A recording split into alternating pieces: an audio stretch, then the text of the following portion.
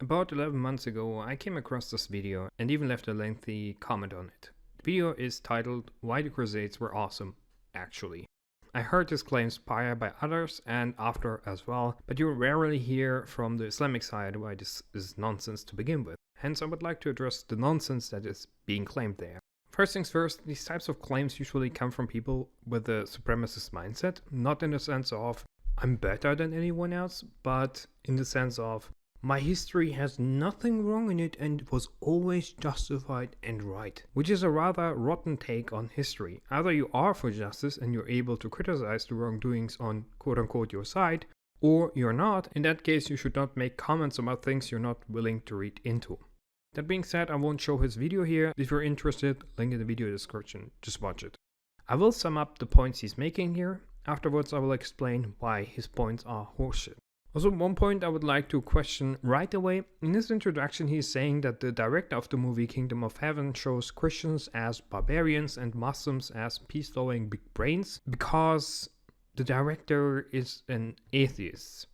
So let me get this straight. If you are an atheist, you don't like Christians, and you love Muslims. What? How does that make any sense? Please? Anyways, his points are as followed. In the Western world, the Crusades are misunderstood. They're seen as this evil and shame that should not have happened, and in his opinion, that's wrong all along. The righteous caliphs, or in his words, Arab warlords, just out of the blue decided that it's time to attack two of the strongest empires of the world. Just out of the blue because they felt like that. The Persians and the Romans fought for decades, so they drained themselves of key resources to muster against the Muslims. The Muslims didn't even have siege equipment, but maybe they knew how to fly, and the Romans and the Persians didn't have any anti-air systems. I don't know, he never specified what these key resources are. Conquest is fine, but holy conquest is not. That's why the Crusades as holy wars are justified. Why? Because the Muslim holy war took slaves. Muhammad the Prophet did. So that's why it's evil. That's also the reason why slavery is practiced in the Islamic world. Christians were second-class citizens and many were taken as slaves. They paid demi tax and their churches often shut down. The Mediterranean was a safe hub for trade, but evil Muslims brought it to an end. How evil of them. The Islamic Golden Age came at the expense of Europe. The Islamic piracy is the reason why commerce collapsed all over Europe and resulted in the Dark Ages of Europe. Look how evil the Muslims are. They conquered stuff all over the place and sacked places. Ani in particular was sacked so bad that all Armenians had to migrate to South Anatolia. They made the Armenian homeland unlivable. The Seljuks, in their bloodthirst, went against the Byzantines and started conquering them. A core region of Christianity became Muslim by force. It became a threat to Europe. This is what the Christians knew about Islam. By the power of magic and friendship, European leaders became wealthy, educated, and more knowledgeable about world affairs right before the First Crusades, despite the Islamic piracy in the Mediterranean.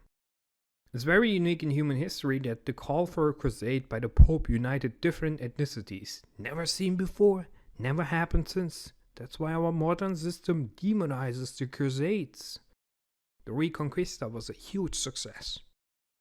The First Crusade was a failure, but understandable, an understandable failure. Despite the monumental logistics, the Crusaders were masters in logistics and came even on top against the hordes of Muslims. It wasn't until the Ottomans that Europe was threatened again, and the divine Christians united to fight the evil. Look at the Battle of Varna. The great Turkish wars broke the Ottomans. The Crusaders were awesome because after hundreds of years of abuse, they defended themselves and spread their faith. Oh boy, where do I even start? First of all, there's enough literature to debunk almost all of his points. These points are not based on scientific work, but on claims he's pulling out of his butt. To name a few books which cover almost all of his claims. The Great Arab Conquest by Hugh Kennedy, The Balkan Reconquista by William H. Old, Useful Enemies by Noam Malcolm, The Arabs of the Ottoman Empire by Bruce Masters. It doesn't directly cover the topic at hand directly, but it covers a lot of topics indirectly. It's the same with William H. Old. The Great Seljuk Empire by A.C.S. Peacock. And most importantly, any book about the House of Wisdom. I particularly read The House of Wisdom by Jimal Khalili, but really any should do it. I heard The Crusade Through Arab Eyes by Amin Malouf is also great, but I haven't read the book, so I can't really make any comments on it. What I'm trying to say is, there is no excuse for this mental diarrhea. It's not hard to buy some books about various time periods, to read into it with an open mind, and then to comment on various topics. So let's begin with this mental circus. Point 1. The Western world misunderstood the Crusades. Now this is a subjective topic, as in, how do you define the misunderstanding part? How do you quantify whether it's misunderstood or not? From my perspective, most Christian people on the internet that are interested in history hail the Crusades. And as someone living in the Western world, I would say that most people are not even interested in the history of their own country, not by more than you would expect superficially. Sure, there are some documentaries that are critical of certain Crusades or certain aspects of the Crusades, but what exactly is your point here? That none should be viewed as critical? Because as a matter of fact, as a Crusader, Andy, yourself, you're critical of the Fourth Crusade yourself. For those that are unaware what the Fourth Crusade was about, the Crusaders wanted to conquer the Holy Lands and ended up sacking Constantinople, which was under Orthodox Roman rule at that time. Some of the relics that were sacked are still in foreign possessions, such as the horses of St. Mark. We could also take the Children's Crusade as an example, where fiction and facts are mixed. That particular crusade ended with children, without the Pope's approval, attempting a crusade for the Holy Lands and being sold as slaves in Tunis. What is more factual? We could take the siege of Jerusalem in 1099, where the Crusaders massacred the civilian Muslims and Jews. And mind you, this includes people that converted to Islam, so people that lived there for thousands of years, with their only crime being converting to Islam. How do you justify any of this with any morality? Even if you think that some aspects were justified and good or even honorable, you cannot by any morality come to the conclusion that everything was good and that everything about the Crusade should be justified and hailed. So no, even as a Crusade enthusiast, you cannot by any goodwill say that they were, and without a doubt, awesome. Point 2. Arab warlords just invaded the Romans and the Persians. There are scholars that argue that the Prophet can declare offensive wars without any justification other than inviting a group of people to Islam and the group rejecting it. But if you want to talk about history, then we have to look at the history itself. The entire rise of Muslims is a topic of its own, which I don't want to cover here, but I would like to get into the topic he's either deliberately ignoring or being ignorant of. With respect to the Persians, when the Prophet sent an invitation to Islam to the Persian king responded by sending assassins to murder the Prophet. I would say that's akin to a declaration of war, making the Muslim invasion into Persian lands justifiable and expected. If I tried to kill the Pope as a representative of my nation, I'm pretty sure Catholics around the world would also take that as a declaration of war against them. So no, I don't think any mental gymnastics can turn this event into some kind of Muslims were bored and just invaded the Persians. That's factually not what happened. With respect to the Romans, the Muslims sent envoys with an invitation to Islam to all kinds of people, and one of these people were the Ghassanids, that were Roman vassals at that time. They killed the envoy, again, akin to a declaration of war, and when the Muslims sent troops, the Romans sent troops to defend their vassal. They willingly joined the war declaration against the Muslims. This happened in 629, years before the invasion against the Roman lands even happened. By what logic did the Muslims just decide to invade the Romans and the Persians out of boredom or out of the blue? You make it sound like this was a surprise attack, when it's a declaration of war from both parties against the Muslims. Now you might argue that the scope is exaggerated. Let's say that Mesopotamia is understandable, but going as far as Egypt is exaggerated. When Al-Khattab wanted to invade Egypt, Umar, the caliph at that time, sent him a letter. Al-Khattab guessed what the content is about and didn't open it. He crossed the Sinai Desert and then opened it. The letter revealed that he was to come back to Mecca, Medina, if he didn't cross the desert yet, and that he can continue his campaign if he did. Why does this matter? It matters because the Caliph had much less control over his commanders than people assume. Many, if not all of the conquests that happened under prominent commanders, including the North African campaign, did not happen by the Caliph specifically aiming for it, but by these commanders seeking glory for Islam. To spin this as some kind of invasion plan by all Muslims is factually and historically wrong. You can read more about this in The Great Arab Conquest by Hugh Kennedy. Point 3. The Romans and the Persians didn't have enough anti-air systems and tanks. I'm obviously exaggerating, but the intentions are clear. Decades of war apparently drained the manpower so much that some Muslim boys on some camels were enough to fight the 2 remaining Roman and Persian soldiers to death. The conquest is spinned as some kind of, yeah, it's not impressive at all, they just didn't have any resources left. Well, first of all, what resources did the Muslims have? Did they have huge gold deposits to bribe everyone?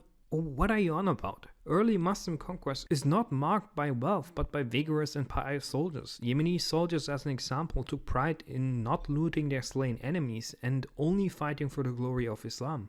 Al-Walid, after being declared Sword of Islam, continued to not lose a single battle regardless of the situation he was in.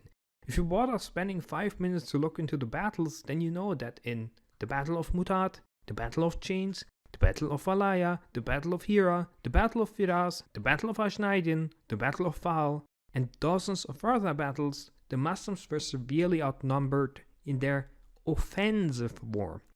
Throughout human history, you either needed severe tactical advantage or more units in order to win offensive wars. The Muslims had neither of it. To say that the Romans and Persians drained themselves of key resources is a really petty and pathetic excuse people are making in order to invalidate the brilliance of the Muslim conquest. The Muslims are not showing some mysterious tactics on the fields. They don't have superior weapons. They are outgunned, outnumbered, and outperformed in terms of money by both empires, but have an enormous amount of moral and vigor. You could argue that after decades of war, the Romans and the Persians were demoralized, which is a fair point to make, but even if we assume that every single soldier that was sent against the Muslims had low morale, it does not invalidate the brilliance of the conquest. Lastly, this decades of war had one massive advantage people are completely ignoring. It created an entire generation of veterans, thousands, tens of thousands of veterans. The Muslims didn't fight some no-names with no experience. These people were confident in their abilities. Point 4. Conquest is fine, but holy conquest is not. Look at the slaves the Muslims took. Since you wanted to speak about the Prophet and the righteous caliphs, let's clarify that part first. By Islamic law, enslavement is illegal. Slaves are tolerated if they had that status all along, and the intention was and is never to keep them as slaves, but to integrate them into society. War prisoners can only remain war prisoners by Islamic law. According to Islamic lore, under Umar, the second of the righteous caliphs, slavery was entirely eradicated from Islamic society. That's the intention of Islam with respect to slaves. You can find more specifics about Islam and slaves in this video of mine, but for now, it's actually wrong to say that the Prophet enslaved anyone. But that's a different topic, which I covered in this video of mine. Now, of course, this doesn't mean that slaves didn't reappear in the Islamic world, but by Islamic law, it's still illegal. Whether other nations conducted it or not does not change this fact. To make it more understandable for small brains, on paper, chastity is one core aspect of Western Christian societies. But the vast majority of people is not giving a damn about it for at least a couple of centuries now. Let's not pretend that people don't violate divine law, even among the pious. However, it doesn't change the fact that slaves were taken, right? Well, yes, just like every other nation. Kaffa under the Genoese was one of the most known slave markets in Europe. You can guess who they enslaved. And before you mental gymnastic your way here, slavery was practiced across Europe throughout the medieval ages. Like, it wasn't even rare occurrence, so what's even your point here? That Muslims were wrong enslaving? Yes, so was everyone else. But because Muslims also did it, they deserve to be murdered by some dude in armor playing holy warrior? And this also doesn't justify how, for instance, the Reconquista was conducted. Around 7 to 10 million people died, most of which were civilians. Add the people that had to leave the peninsula. As an example, Noel Malcolm spoke about 800,000 Jews that migrated to the Ottoman Empire alone. They're also the ones that had to forcefully convert to Christianity, or leave as well. How do you come to the conclusion that this is fine and awesome because some people were enslaved in the Middle East? We could also talk about the Knights of Rhodes that regularly attacked Muslim trade ships, By today's standards, the raids of Muslim trade ships are considered a violation of international law and an act of terrorism. So no, the entire Muslims versus Christian war in your head was not conducted one-sided. People enslaved each other, they slaughtered each other, and they raided each other. Point 5. Look, they are still practicing slavery in the Islamic world. I already explained how the slave topic is to be understood and why it's biased nonsense, but since we are in modern times, it's also important to underline modern slavery, right? As mentioned previously, enslaving is not permissible by Islamic law, and factually speaking, slavery is not practiced in the Islamic world. Turkey, as an example, is part of the Islamic world regardless of its secular nature and doesn't have slaves. Some nations that happen to be also Islamic have slave-like employment conditions. For argument's sake, let's say they are factually slaves, alright? First of all, in case my point didn't come across yet, you can't cherry pick some nations in the Islamic world, point at their conditions and pretend that this is a general case. Secondly, slavery is still practiced in the Western world. As an example, it's estimated that we have about 50 million slaves in this day and age around the globe, and it's estimated that France alone has 130,000 slaves. Obviously, these numbers are hard to track, but in case anyone wants to mental gymnastic their way out here, this is acknowledged by the European Parliament. The EU has slaves. This is an undisputed fact. However, what these Crusader Andes will point out is how countries like Dubai have them and not the civilized world, right? Companies like Nestle even have a record of child slavery, but still remain one of the largest companies in the Western world. Like, how about we point at slavery in general and not slavery selectively? Point 6. Christians were second-class citizens. This is one of, if not the most parroted claim by Western intellectuals, as well as one of the main arguments. I already mentioned some sources that are addressing this topic, but if you want a more modern example closer to our time, go with The Balkan Reconquista by William H. Ault. So let's clarify this part. Were Christians equal to Muslims in Islamic society? No. Did Muslims have more rights than Christians in Islamic society? No. Islamic society was unequal to everyone. Everyone had some advantages and some disadvantages. As a Muslim, you had to pay zakat tax and you were obligated to fight for your local governor or the sultan if they asked you to do so. As a Christian living in the same area, you paid your dhimmi tax and didn't have to go to military. Islamic empires were exclusively Islamic in the military. You had, as a Christian, your religious freedom. Extreme social mobility, unheard of in the entire Christian world. You often had trade monopolies. Armenians had some silk monopoly in Mesopotamia, Caucasia, which you can read in the Arabs of the Ottoman Empire by Bruce Masters. Serbs had a pig monopoly on the entity of the Balkan, and the Serbian bourgeoisie was one of the richest in all of Europe because of that. You can read about it in The Balkans by Misha Glenny. Jews had some gold manufacturing monopoly, also mentioned by Bruce Masters. It goes on and on. To say that Christians were some second-class citizen is some seriously hot dog shit someone mentioned and everyone started parroting. You could argue that the most important positions could only be occupied by Muslims in Muslim nations. I would argue that you have an obvious conflict of interest that is so obvious that it's baffling no one is pointing it out to. So we know for a fact that the Christian world was openly hostile towards the Islamic world. This is mentioned in Useful Enemies by Noel Malcolm.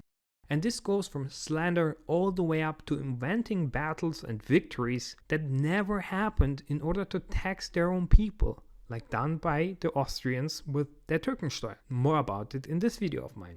So imagine a Christian vizier is going to do the work of a Muslim one. Then let's say the Crusader turn up in Varna. Is he vigorously going to do his job, or is he going to have doubts about slaughtering Christians? Like, yeah, obviously the most important positions of government were occupied by Muslims, since it decreased the risk of infiltration and avoided an apparent conflict of interest. Wars were fought on the basis of religion.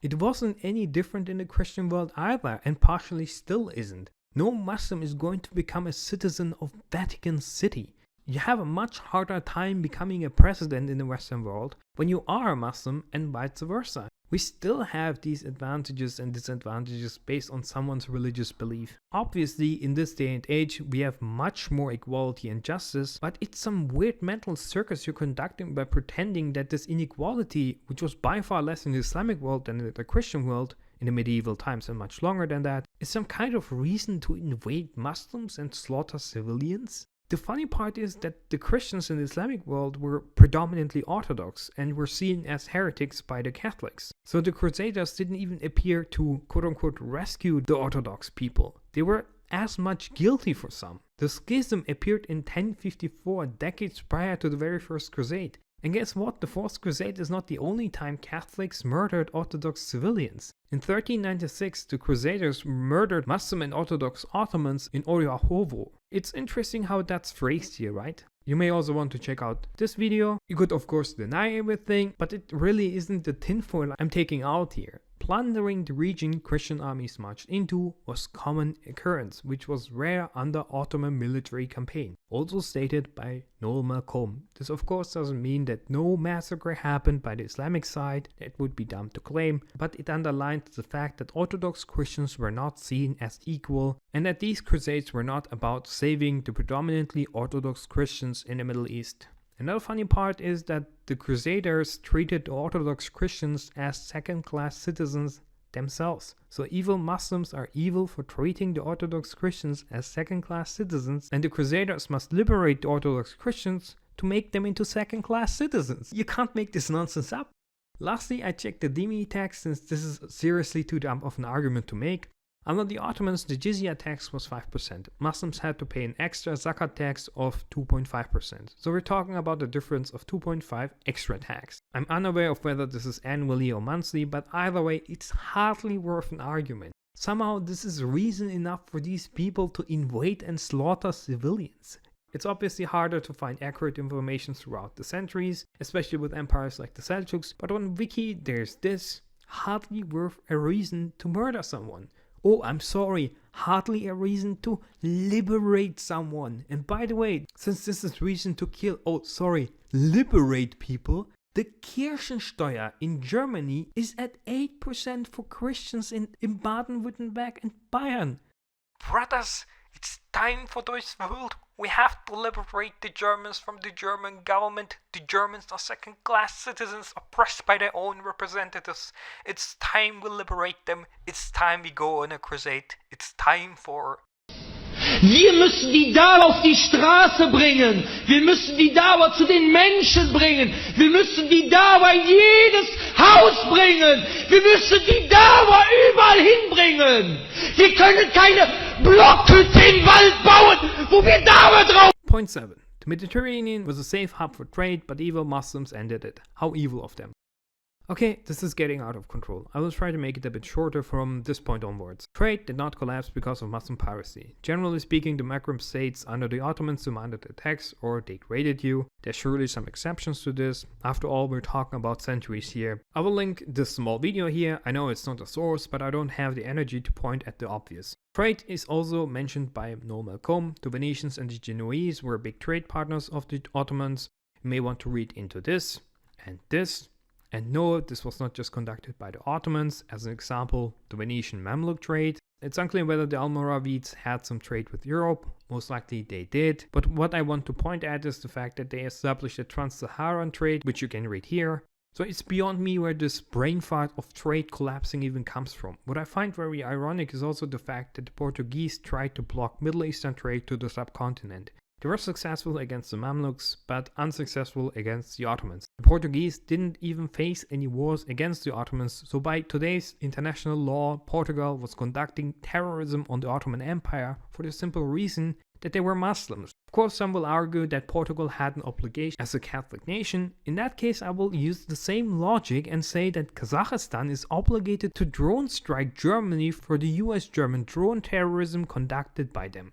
We're talking about tens of thousands of civilians that were murdered by American drones, made possible due to the base in Ramstein. Hence, Kazakhstan is totally legal doing it. Where is this brain fart supposed to lead to?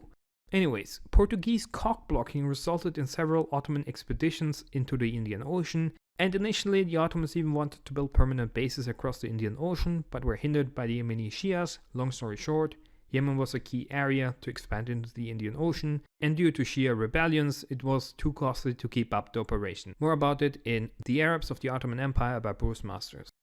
Point number 8. The Islamic Golden Age came at the expenses of Europe. So by his logic, trade collapsed in Europe, which is why Europe went in some kind of dark age. The problem with this brain fart, trade didn't collapse and the Mediterranean was not the only maritime trade. If you follow this logic, trade to Scandinavia should have resulted in the preservation of European Golden Age in Central and Northern Europe. After all, city-states were earning themselves stupid there. Yet the preservation didn't happen. The Renaissance basically gained steam in Italy, in the area surrounded by the Mediterranean that is claimed to have been hostile waters. And mind you, up until Lepanto, the Ottoman navy is considered undefeatable.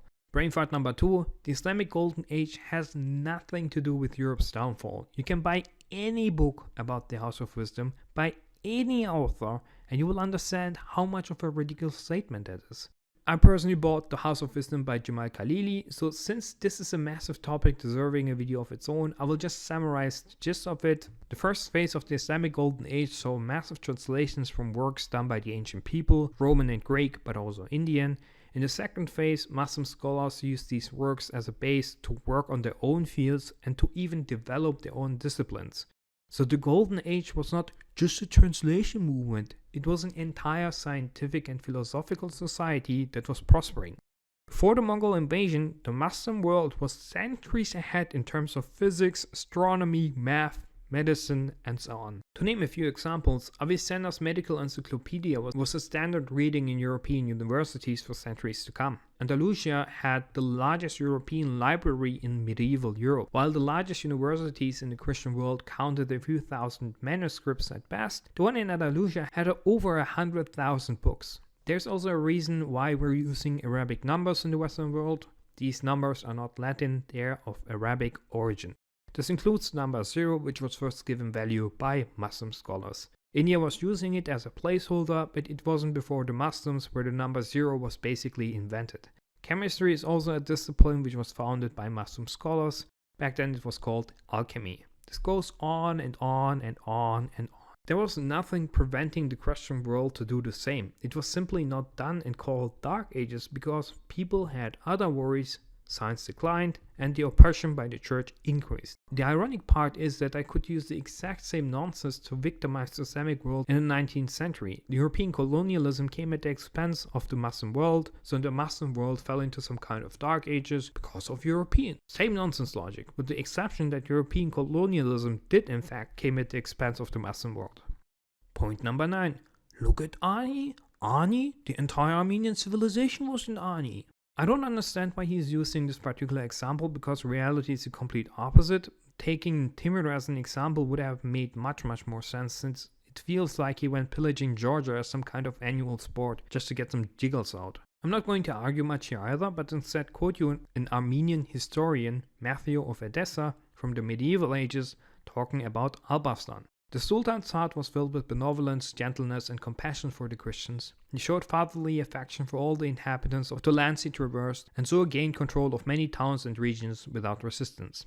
The Seljuk conquest into the Caucasus was not marked with warfare, but was a predominantly diplomatic victory. Does that mean that no battles happened at all, that not a single city was sieged? Of course not, but the overall conquest was bloodless. The Seljuks were more concerned about pasture land than conquering more territory. They didn't even bother leaving a garrison there. Additionally, if you use 2 brain cells, you will realize very fast that Ani was not the only place Armenians lived in. They were spread throughout eastern Anatolia and Caucasia. Caucasia in particular saw an economic boom under the Seljuks due to many Turkmens settling there, which most definitely benefited the Armenians as well. More about that by A.C.S. Peacock in the Great Seljuk Empire. And as previously mentioned, under the Ottomans they also had economic monopolies.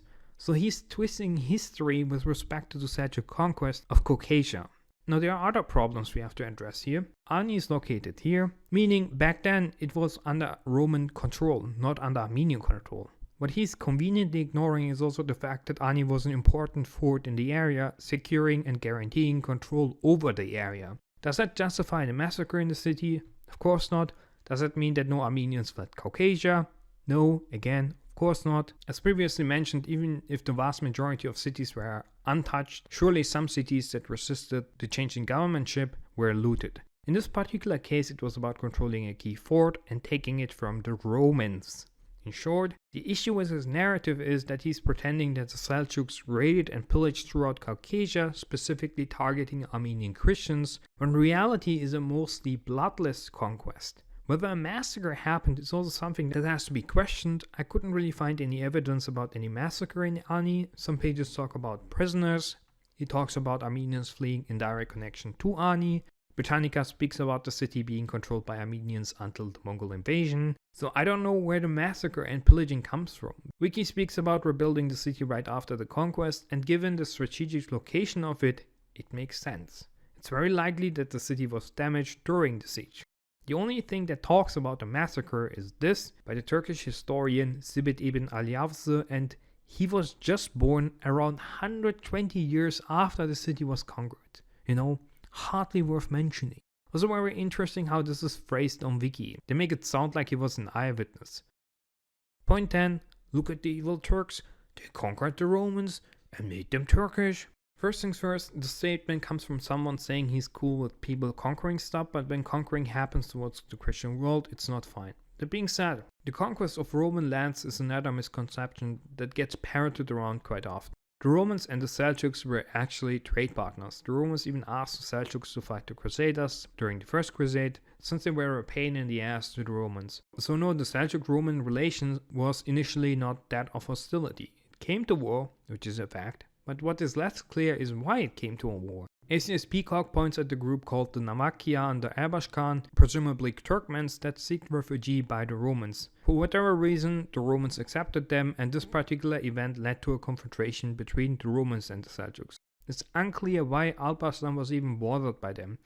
Either way, Muslim and Roman sources both agree that Alparslan offered generous peace terms to the Romans before the Battle of Manzikert even occurred. So Alparslan was not interested in the conquest of Anatolia. This becomes more apparent after the Battle of Manzikert, which created a power vacuum in the Byzantine Empire and a subsequent civil war. The Seljuk army retreated after Manzikert. They did not further push into Roman lands. They could have, potentially even ending the Byzantine Empire centuries earlier, but they didn't. So how did Anatolia get Turkified then?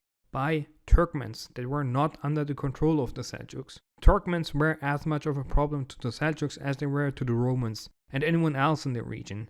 There was an uncontrolled mass migration of Turkmens into the Middle East, and these groups did not follow anyone but their leaders.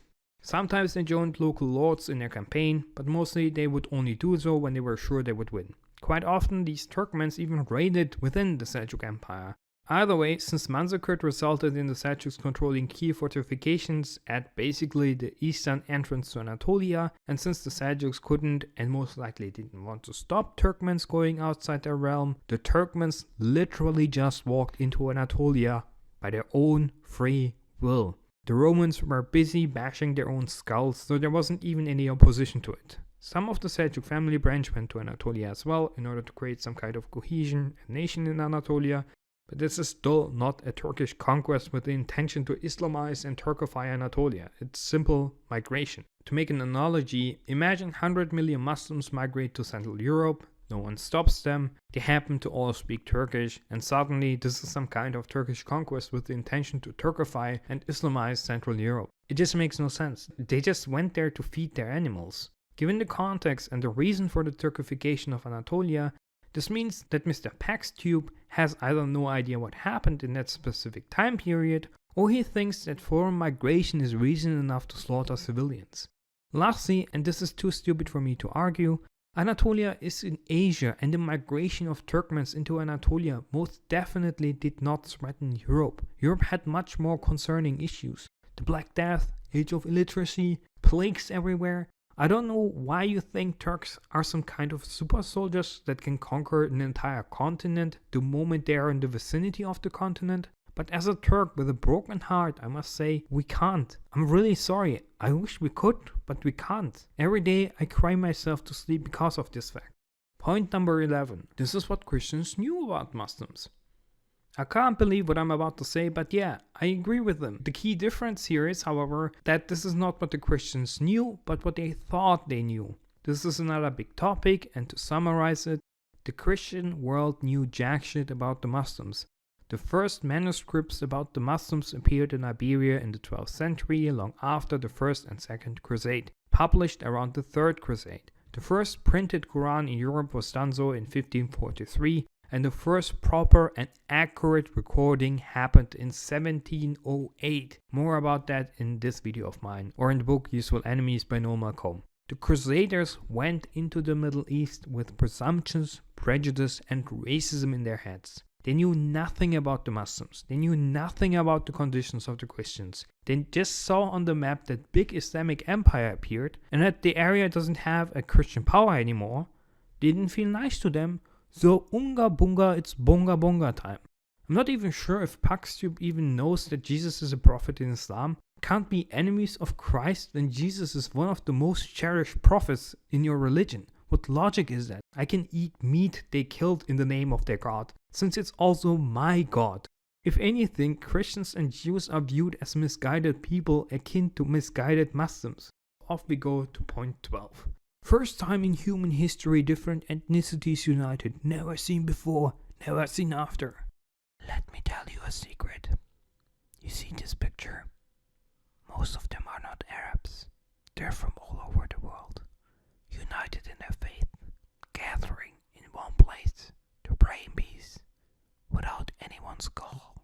Groups like Al-Qaeda and ISIS are also very international. I just wanted to mention it here. They're more international than the Crusaders. Point 13. The Fourth Crusade was an understandable failure. Brother, please, just listen to what you're saying. A crusade with the aim to quote-unquote liberate the Holy Land goes and sacks Constantinople, loots the most important Orthodox city in the world at that time, and you think that this is an understandable failure? I don't even have the energy to comment on more than this. It's absolutely ridiculous that he can't even bother to say, yeah, some stuff of the Crusades were messed up, especially the Fourth Crusade. Even the Fourth Crusade, where Christians looted other Christians, where Christians killed other Christians, is understandable in his mind. What are you smoking? Point 14. The Crusaders were masters in logistics. I don't really want to dispute this here, but I would like to point out to the fact that the Ottomans fielded even greater numbers across their realm, so by his logic, he should be a massive fan of the Ottomans, just as a side note. What I would also like to point at is the fact that these crusades often resulted in raiding and looting of civilians. Looting the countryside of the Muslims was considered a necessary evil that was legitimate in their eyes. If he wants to talk about logistics himself, it isn't without any criticism either, which you can read here. I personally don't care about logistics, but I find it quite weird how Christian logistics is awesome and impressive, and Muslim logistics isn't. Additionally, as a side note, the Seljuks did not fight the Crusaders in the First Crusade. What I mean with that is, the main Seljuk army was never sent to oppose the Crusaders. The local governor under the Seljuks in Syria mustered some troops, and as far as I can remember, a small force was also sent westwards, but overall the main Seljuk army was not deployed. There were some political shenanigans going on at that time. If you're interested, read ACS Peacock's book. I just find it hilarious how the First Crusade is celebrated as some kind of miraculous victory when the main Seljuk army is busy bashing other Seljuks. Point 15. Evil Ottomans threaten Europe. Look at Varna. We're united to fight them.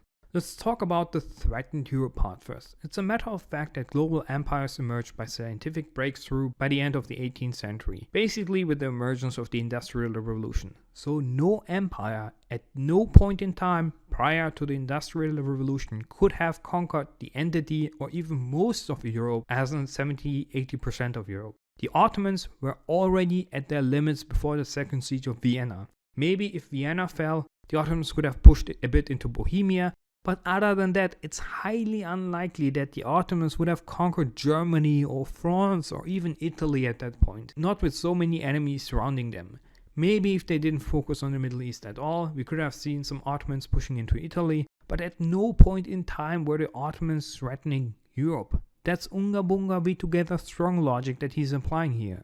Were there specific rulers that thought highly of themselves and dreamed for more, as in conquering Europe or the world? Sure, absolutely, like Selim I. But these sultans are in the absolute minority. Late Ottoman period did not have the intention to conquer Europe or to conquer anything in the first place, but to be part of the concert of Europe. To put his claims as a general statement is factually and historically wrong. But let's give him the benefit of the doubt and let's interpret his statement as the Ottomans wanted to conquer large areas of Europe, which isn't wrong. Why does that even matter? How is that reason for a crusade? European leaders dreamed of conquering most of Europe themselves. Napoleon as an example. So if a European conqueror starts a massive war, that's alright and we can even celebrate him as a brilliant commander, but Muslims doing literally the same thing is bad? I call this hypocrisy. Either you are in general against conquest and condemn all conquerors, or you don't, in which case the Ottoman conquest is as legitimate as the British campaign to conquer France proper or the French campaign to unite France proper. The Ottoman conquest preserved Balkan Slavic identity and Orthodox Christianity. Neither a Venetian or Austrian conquest of the Balkan would have done so, nor a Hungarian or in general Latin conquest. So let's talk about Varna. In case you don't know, in Varna a massive European coalition formed to crush the Ottomans once for all.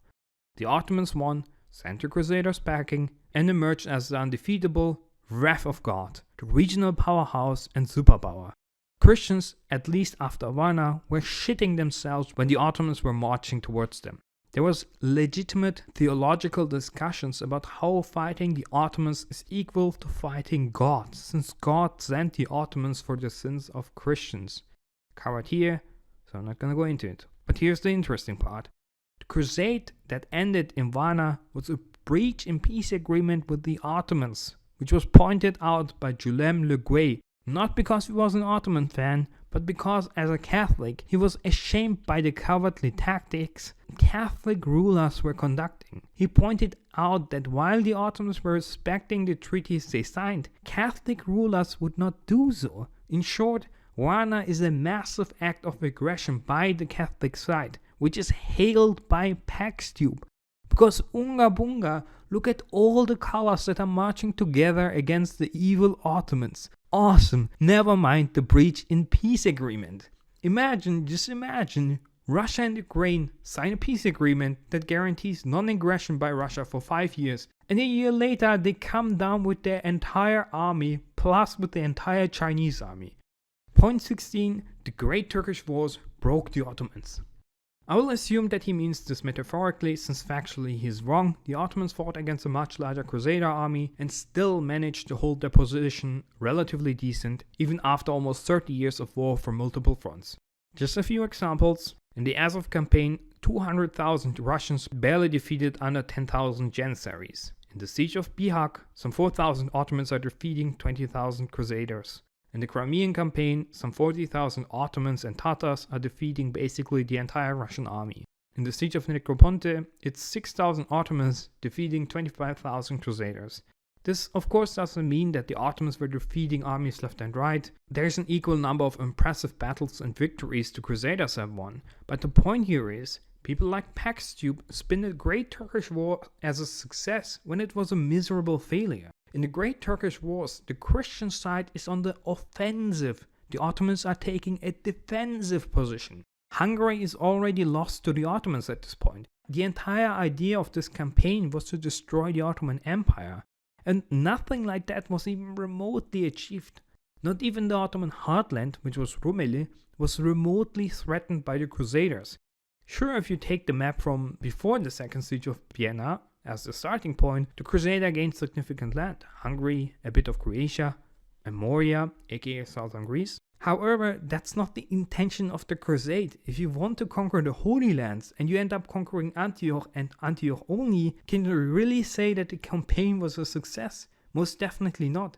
The Ottomans are by no means losing their economic and military capabilities after this war. They certainly took a hit, which goes without saying, but to claim that it destroyed the Ottomans or that it crushed the Ottomans is an absolutely ridiculous statement to make. Anyways, This was a short explanation why this particular video from Pax Tube is full of shit. He basically created a fanfiction of our real history and pretended that it is facts. I don't know anything about his other videos, nor is this meant as some kind of attack against him or his channel. Either way, I had enough and I have to go and bleach my eyes and ears. So see you another time.